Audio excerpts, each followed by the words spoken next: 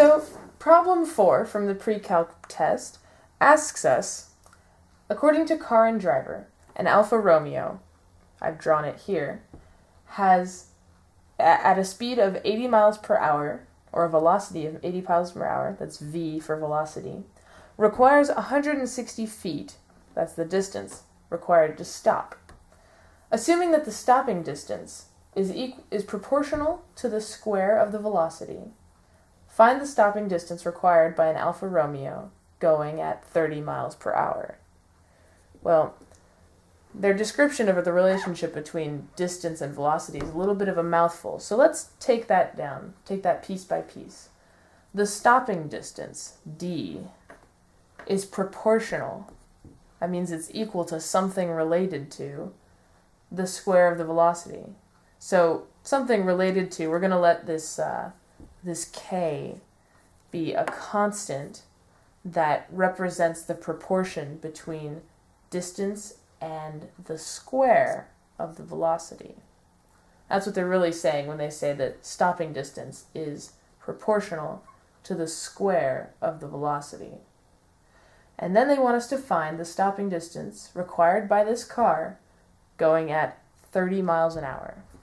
So first, we have to figure out what this relational constant is.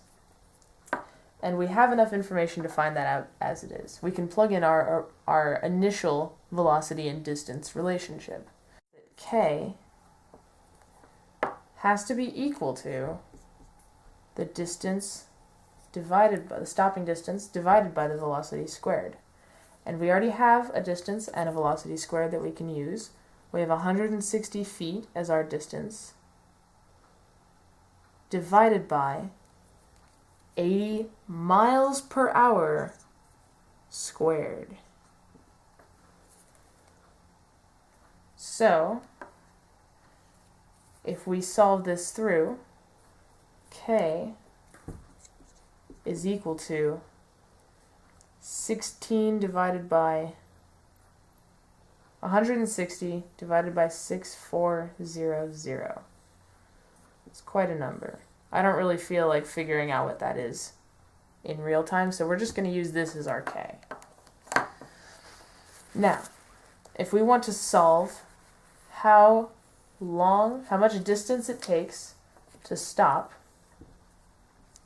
when the car is going 30 miles an hour, that's going to be 160 feet over 6400 miles per hour squared times 30 miles per hour squared.